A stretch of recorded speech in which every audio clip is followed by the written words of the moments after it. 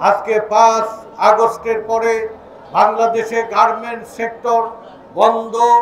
ওষুধ কারখানা, বিভিন্ন প্রতিষ্ঠানে যে ষড়যন্ত্র চক্রান্তের আমরা ধারাবাহিকতা দেখেছি, আজকে তারা বিভিন্ন রূপে আজকে তাদের সেই ফ্যাসিবাদের দোসররা যেভাবে বাংলাদেশকে তাদের স্বর্গরাজ্য পরিণত করার জন্য যে চক্রান্ত ষড়যন্ত্রের অংশই কিনা আজকে 7 জন নিরীহ নাবিককে এই মর্মান্তিক হত্যাকাণ্ডের পিছনে কি ষড়যন্ত্র রয়েছে এটা খুঁজে বের করার দাবিতেই আজকের এই শ্রমিক জমায়েত। এই শ্রমিক জমায়েতের আগে সরকার এবং প্রশাসনের প্রতিটি মহলকে এই হত্যাকাণ্ড স্পর্শকাতর এবং গুরুতর একটা উদ্দেশ্যমূলক হত্যাকাণ্ড হিসাবে চিহ্নিত করে আজকে ব্যবস্থা নেওয়ার জন্য দাবি করছি।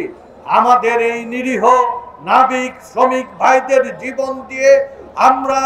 বাংলাদেশকে আজকে সচল রাখার জন্য এদেশের শ্রমিকেরা প্রায় 2 কোটি শ্রমিক দেশের বাইরে থেকে বিদেশ থেকে যে বৈদেশিক মুদ্রা উপার্জন করে, দেশ থেকে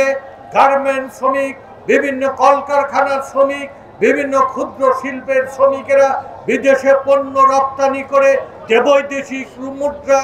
আনে এবং দেশের মধ্যে মিল সচল রাখে, কারখানা সচল রাখে, গাড়ি ঘোড়া সচল রাখে, ব্যবসা বাণিজ্য সচল রাখে। গৃহ শ্রমিকরা প্রতিটি বাড়িতে দিনান্ত পরিশ্রম করে আমাদের এই সভ্যতাকে এগিয়ে নিয়েছে, বাংলাদেশকে সচল রেখেছে। বাংলাদেশে 7 কোটি 35 লাখ ভাগ্য হতো এই শ্রমিকের অধিকার আদায়ের জন্য জাতীয়তাবাদী শ্রমিক দল 21টি শ্রমিক সংগঠন মিলে সম্মিলিত শ্রমিক পরিষদ করে আমরা ন্যায্য মজুরির জন্য, শ্রমিকের বেঁচে থাকার অধিকারের জন্য, আমরা মানুষের মতো বেঁচে থাকার মজুরি এবং অধিকারের জন্য লড়াই করছি। প্রতিটি দিন প্রতিটি মুহূর্তে পথে প্রান্তে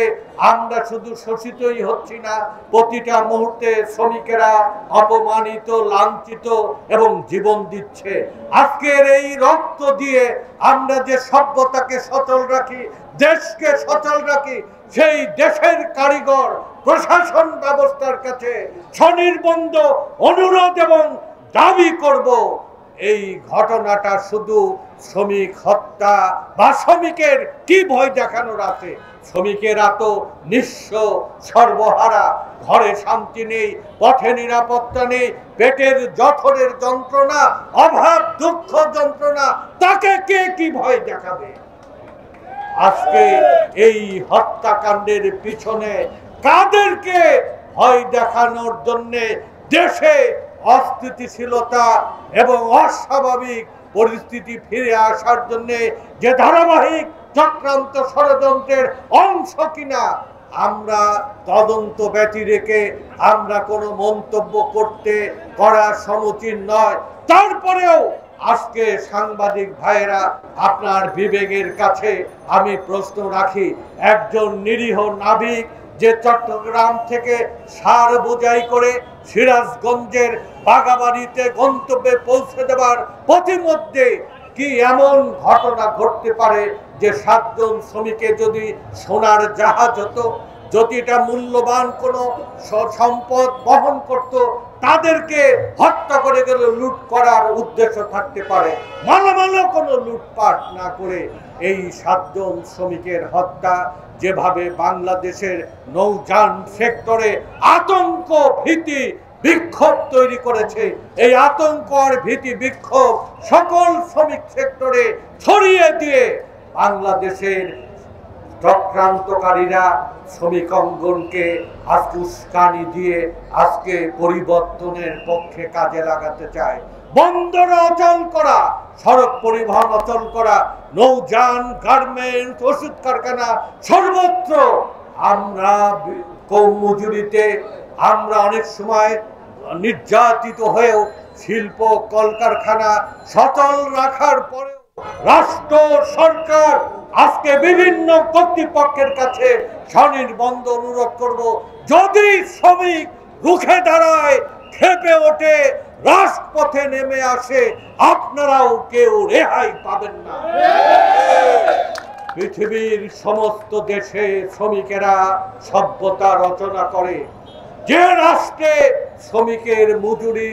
নিশ্চিত করেছে সেই রাষ্ট্র সভ্য রাষ্ট্র হিসেবে উন্নত রাষ্ট্র হয়েছে। বাংলাদেশকে উন্নয়নের জন্য, বাংলাদেশকে এগিয়ে নেওয়ার জন্য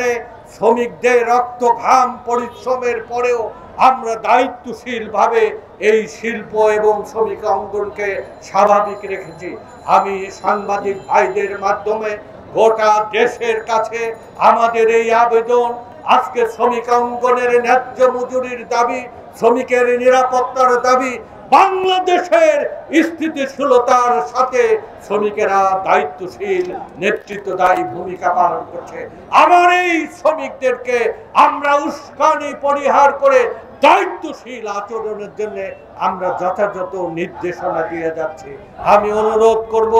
আজকে সরকারের কাছে, প্রশাসনের কাছে অতি দ্রুত সময়ের মধ্যে এই সভা আয়োজনের গুরুত্ব অনুধাবন করে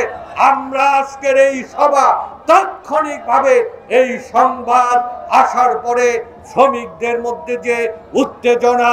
এই উত্তেজনাকে গুরুত্ব দিয়ে রাষ্ট্র প্রশাসনকে অতি দ্রুত এই হত্যাকাণ্ডের সাথে জড়িতদের গ্রেপ্তার করে তাদের উদ্দেশ্য প্রকাশ করে বাংলাদেশে স্থিতিশীলতা, গণতন্ত্র এবং নির্বাচনের মাধ্যমে সরকার গঠনের আন্দোলনকে যেন কেউ বিপদগামী করতে না পারে, চূড়াপথে ষড়যন্ত্রের পথে বাংলাদেশের অগ্রগতি যেন বাধাগ্রস্ত না করতে পারে, তার জন্য শ্রমিক শ্রেণী সদা সজাগ রয়েছে, সতর্ক রয়েছেন। আমি সমাজের সকল অংশকে, রাজনৈতিক, সামাজিক, সাংবাদিক, পেশাজীবী সবাইকে সতর্কভাবে পরিস্থিতি পর্যবেক্ষণ করে বাংলাদেশের মানুষের যে লক্ষ্য, গণতন্ত্র, একটা উন্নত বাংলাদেশ, গণতন্ত্র উন্নত বাংলাদেশের জন্য শান্তিপূর্ণভাবে 17 বছর জগণিত ভাইয়েরা জীবন দিয়েছে, নতুন বাংলাদেশের জন্য নির্বাচিত সরকারের মাধ্যমে সভ্যতার, গণতন্ত্রের বাংলাদেশ, সেই লক্ষ্যে আমরা সকল উস্কানি ষড়যন্ত্রকে আমরা বেদাঁত ভাঙা জবাব দিয়ে আমরা শ্রমিকের মজুরির লড়াই যেরকম করছি, দেশের শান্তি, দেশের অগ্রগতির জন্য শ্রমিক শ্রেণী কাজ করবে।